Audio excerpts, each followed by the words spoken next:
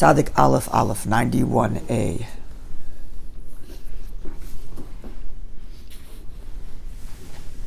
We have a beautiful conversation here. Fourth to last line, last word on Tzadik Aleph Aleph 91a. Last word of the fourth to last line is Amar.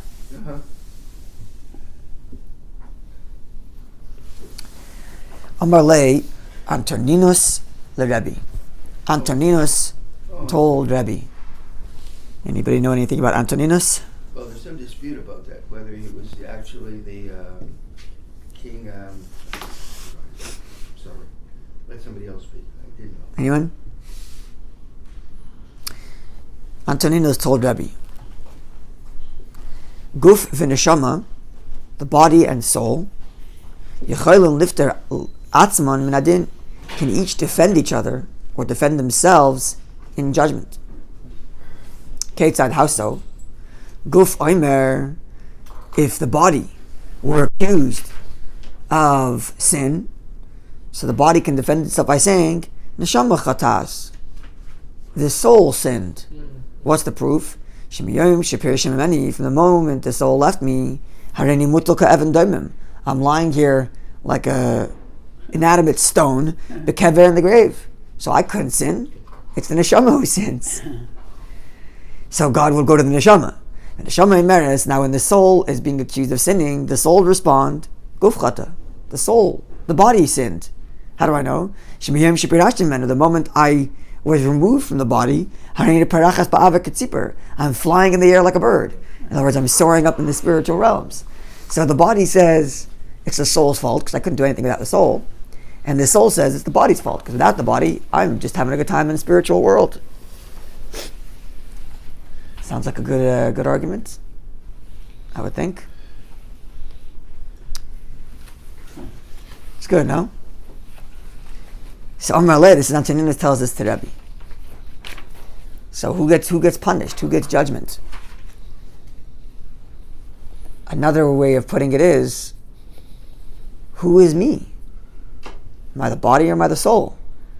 And who are we blaming? And actually, in a way, Antoninus is actually right in his question. We do have two parts, right? In the Alter Rebbe's understanding, when we say body, it doesn't just mean body physically, but it means also nefesh habahamis, the animal soul. That is to say, the bodily life. So there's a part of me that's drawn to materialism by nature, but would not live in this world if it didn't have the godly soul. And there's a part of the godly soul that says, I never wanted to be part of this. So who is to blame here? And who is the me that's sinning? Amar Le, so Rebbe responds, you're not wrong, but I'm going to give you a parable to phrase your question better, and then we'll come to a resolution, is what Rebbe tells him, because it doesn't negate what he says. He just rephrases it. It says like this, Em Shalacham Mashal, I'll provide for you a parable, Lama Davadomer, to what this matter can be compared. Lamelach Basar Adam, to a king of flesh and blood, human king, Shoyle Pardes Na, who had a beautiful garden. V'hayuba B'chayres, and in it he had B'chayres. He had B'chayres Nois, choicest dates. Ke'enia B'chayres, as she says.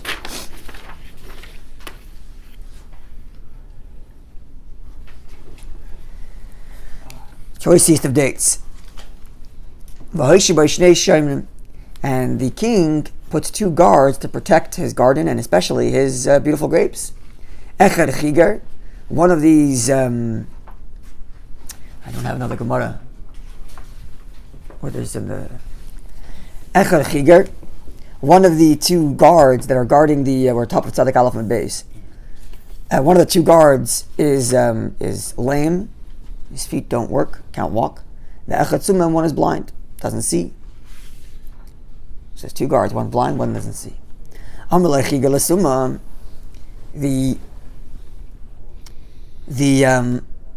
lame one who can see, the one who can't walk but can see, tells the blind one, if Pardis. I see beautiful dates, these choicest dates. I see them in the garden. Ba v'harkiveni, go and carry me. The lame one, the one who can't walk, tells the blind one, carry me on your shoulders. The Nevi'im la'achlam, will go eat them. You can't see, I can't walk. Carry me on your shoulders. I'll guide you, tell you where to walk because I can see, and we'll go get these beautiful dates and we'll eat them.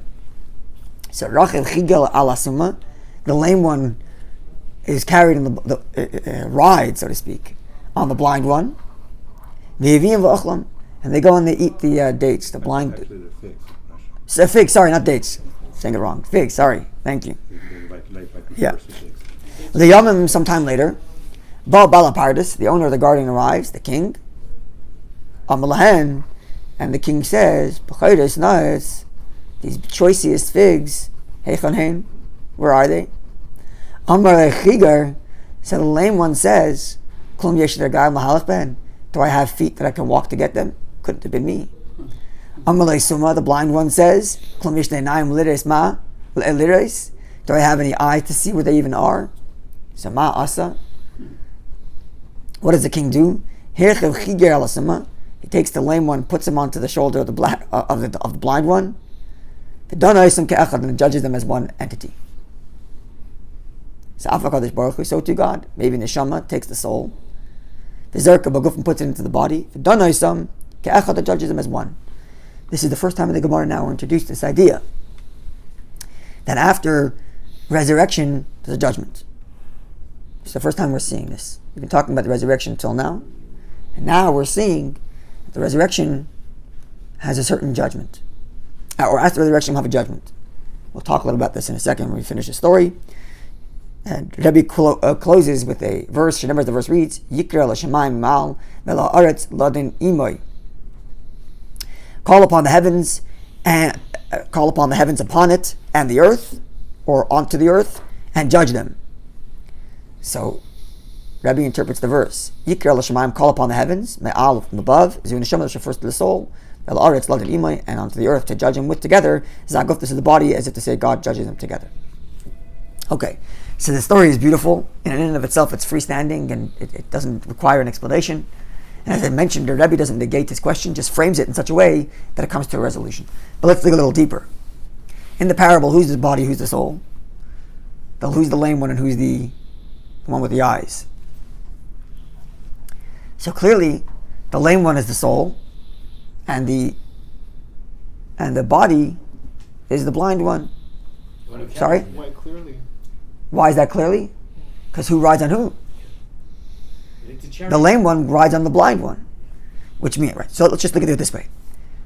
The soul can't operate in this physical world without the body. But the body in this physical world alone is nothing, doesn't have any life, can't see anything. It doesn't see anything, it's just a body. But the soul can't go anywhere. Who led the chariot? Who rides the chariot? Right? The soul rides the body. But here's the interesting thing.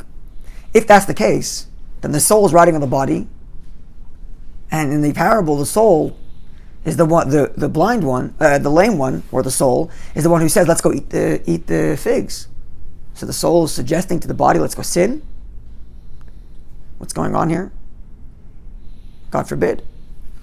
So perhaps what's being alluded to is this, that the truth is, as Kabbalah explains, first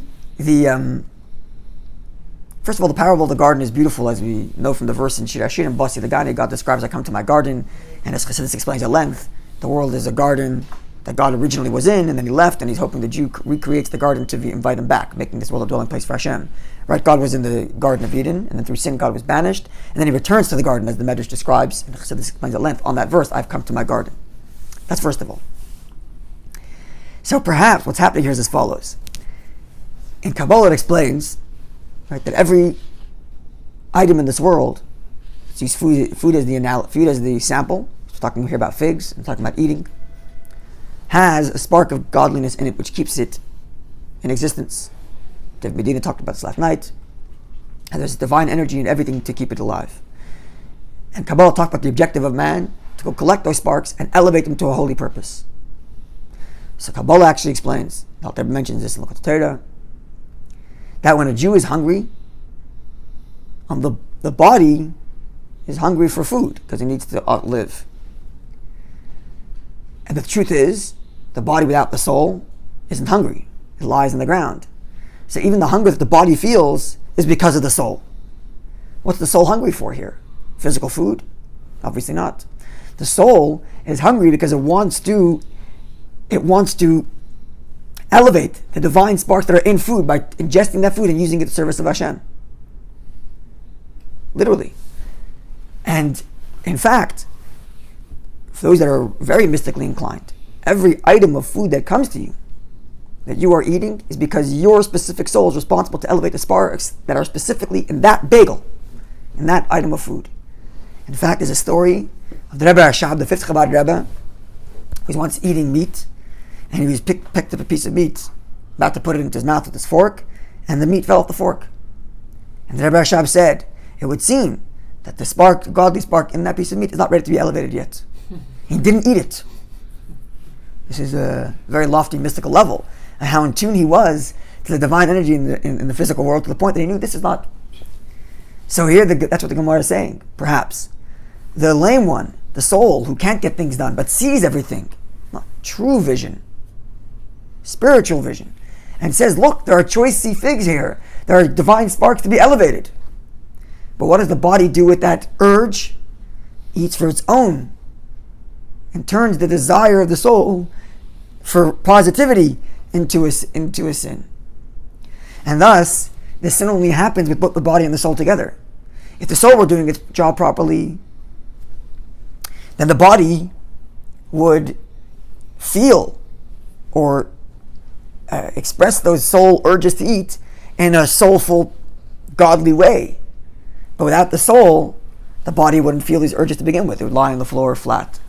And thus the soul and the body together is what makes man have this free choice. Is the inner urges of the soul and the body responding, but the body can then corrupt those inner urges of the soul or use it in the proper way. So it does indeed start with the lame one, with the body doesn't have a soul. The soul without the body, the lame one doesn't have feet. It starts with the urges that he has, but those urges are pure. It's only the body that then corrupts those urges in its own way. So perhaps. On the flip side, however, if it's the godly soul. Well, that's the point. It's always the godly soul. Deep down, it's always the godly soul has the urges. It just gets corrupted along the way. You could think of it even in biological terms. No, I mean, how do we know it's not the Nefesh Behemoth? Because it's always the godly soul. So I'll give you a biological way of thinking about this. The reason why we have urges to eat on a biological level is because we want to survive. So how is it possible that we want to eat unhealthy food? Right?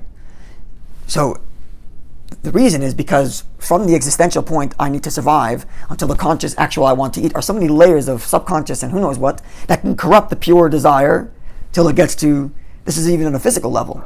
So on a spiritual level, certainly, the godly soul in its purest form just wants to elevate divine sparks. And that, by way of a long, myriads of levels that conceal the godly soul's true intention, ends up in a corrupted version of let's eat unhealthy food, or let's engage in the world in a non-godly way.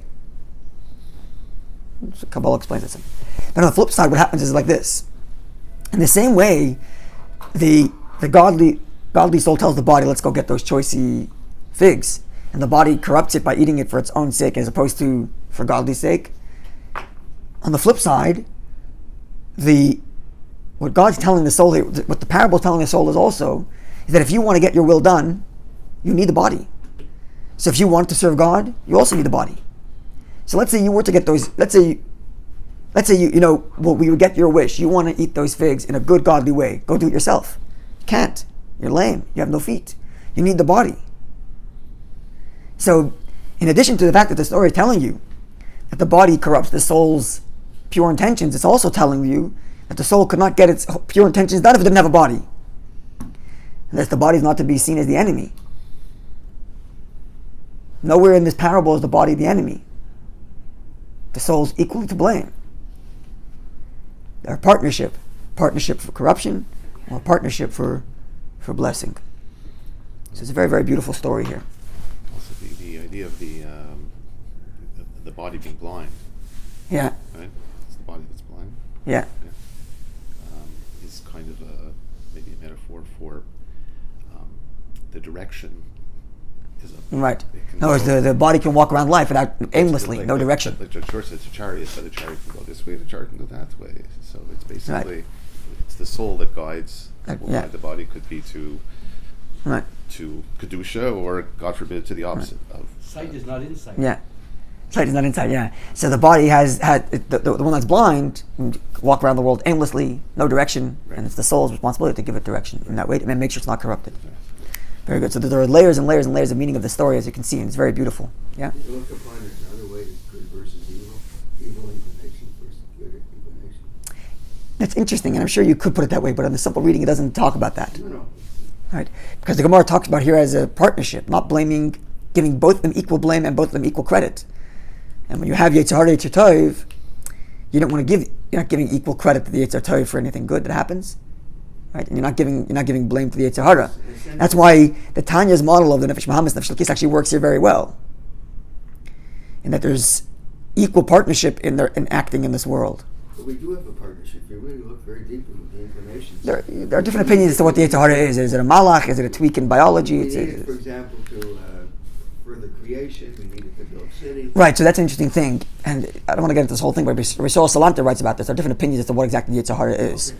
Is the Yetzer Hara like a malach, an angel, like a not a tweak, but a bug in the system, like an external bug in the system? In which case you don't really need it for procreation, or is it a part of biology, which maybe you might? Calling it a part of biology is probably closer to the way the Alter Rebbe describes Nefesh Bahamis, which is just human instincts to continue living, which is kind of what you're alluding to. Which is why I'm saying the model of the Alter Rebbe's Nefesh Bahamis, Nefesh Lakis works better in this story than the Yetzer Hara, Yetzer Tov does, which would be giving the Yetzer Tov too much credit, the Yetzer Hara too much credit, and the Yetzer Tov too much blame. Whereas here it's an equal partnership kind of thing. But Okay. Both neshamas are like Nefesh Lakis and neshamas are still considered the neshama part. The goof is just. Well, actually, not necessarily. Because the problem is after the neshama leaves, the goof is dead. It's no. Yes, that's a good point. Yeah. But usually, actually, in this context, I would say the goof comes with the Nefesh Bahamis. Now, the reason why it's not alive and is dead is because for a Jew, he's not alive without a godly soul. As soon as the godly soul leaves his body, Nefesh Bahamis stops to operate. Animals have a kind of like a. That's right. But the animal soul of the Jew, in other words, this parable only works for a Jew. It doesn't work for we don't say this parable for animals, even though they also have an animating soul. We don't use this parable because they are solely. This could apply I'll tell you 1 second, because for Jews and non-Jews too. It doesn't necessarily apply. For non-Jews, I'll leave the non-Jew out for a second because it's a complicated Kabbalistic discussion on the soul of a non-Jew. But let's just use animals as the other one, because the animals also have an animating soul, right? They're walking around, but this parable doesn't work, right? Because their soul is purely biologically connected to the body. They don't have free will. That's right. So that's why I'm saying the Nefesh Bahamis, the animal soul, is included in the body here. Now, even though when it's dead, the Gemara here describes when once the soul leaves, the body stops operating. Because the truth is that for a Jew, as soon as his godly soul leaves his body, his animal soul does stop operating. The animal soul of a Jew only operates when there's a godly spark, when there's a godly soul in it. So we have to squeeze it a little bit, but it would seem to me that this is the correct reading of it. How do we use our soul? We listen to it. That's the beginning. God, exactly. The soul which you have given me, she is pure. So Yeah. The whole idea is to ensure that with that which God has given us, Yeah. we keep. So there's a good using that statement. So we say the soul you gave me is pure. You created it, you formed it, you made it, and you placed it into me. Which means from the fact of its pure state, to get to your question, by the time it comes into the point where it's in my body, the pure conscious the urges of the soul can be corrupted. Okay, last question, and we'll move on to the next Gemara. Yeah. How can the body be to blame then? It's not. It's equal partnership. That's the point of the story. No, but how can it even be equal partnership? Sorry? How can it even be equal partnership if it's just a tool? Because without the animal urges, it would remain pure. Without the body's urges, it would remain pure desire for good. But without the animal urges, you wouldn't be able to get it done. Then when they had no free will. Correct. And therefore, it's a partnership. Ah. Precisely. Okay. Let's begin at least the next story, because you were talking about earlier, Judge. You were talking about nature itself, speaking God's glory. That's going to be the next story here. There's a few sections to the story. I'm talking about the first section of the story. We'll at least begin the story, and perhaps we'll give some Chassidic analysis to the story tomorrow, if we, time permitting. Okay. So, some more conversations between Antoninus and Rabbi. Omar le Antoninus le Rabbi. Antoninus tells Rabbi, what's the reason? The sun rises in the east, shekas, and sets b'mayrav in the west. Amar le, so Rabbi says back to Antoninus, if God made it the reverse, we would rise in the west and set in the east, you would ask me the same question. So it's arbitrary. It's rising, you're asking me this way, what if the other way? You ask me the other way, look. Amar le, so Antoninus said back to Rabbi, this is what I meant. Why is it setting in the west? Meaning, as Rashi explains it, it should set in the same place from which it rises. Everything usually exits the same way it enters. So the sun goes up in the east, it should somehow circle the earth, give it all light, and then go back to the east, where it came from. I'm not exactly sure how this would work astronomically, but theoretical question. Maybe when we get to the Chassidic explanation, we'll get there. Perhaps understand a little different layer. So Amar le, Rebbe says to Antoninus, okay, good question. The sun sets in the west in order to pay homage, literally to say hello, to say shalom, peace, but to pay homage, to pay respect to its maker. Because the verse, as we describe, Shechina b'mayrav, the presence of Hashem is most revealed in the west. It's the way it is. It's explained elsewhere throughout the Talmud. Especially the base of Mikdash. Yeah, parallel in the base of Mikdash, where the Mishkan, where the you go from east to west. The Kodesh Kodashim, the Holy Holies is in the west, and you progress slowly from east to west, deeper holiness. So the presence of Hashem is most revealed in the west. So it sets in the west to pay homage to its maker. Shenemar, as the verse reads, Utzva Hashemayim, the hosts of the heavens, sun, moon, stars, and all the rest of it. L'cha mishtachim, unto you bow down. So the sun sets in the west and bowing down to Hashem. Just translate the story literally, and we'll get to deeper layers, God willing. Amar le, Antoninus responds to Rabbi, so v'teisiat palga derakia, it should go halfway to the heavens, midday, v'titin shalma, and pay homage to its maker, v'tio, and then return. In other words, it should go up, east, halfway up, and then go back to the east. Because how does, as Rashi explains this, how does someone say hello or pay homage to their king? You go all the way to the king and give him a hug? No.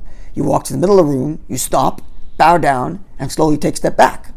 You don't get that close to the king. You don't do that.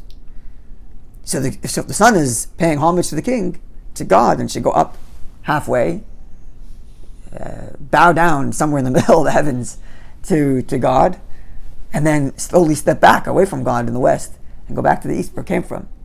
Again, how this works out astronomically, how would it work out astronomically, I don't know. But again, theoretical question, and perhaps when we get to the Chassidic explanation, won't stand. So Rebbe responds, Mishum poelim, because of workers, people who are working, Mishum ovei drachim, and because of travelers. How's that? Because the way in which the world is set up at the moment, where the sun slowly sets, that from midday till the sun sets, everybody is relying on the sun for light, which are, before electric lights, are anybody traveling and anybody working is relying, anybody working hand job, day job, poilim is like the working class, people who work using the light, need the sunlight. So they can watch and observe the sun slowly set and prepare themselves for the evening.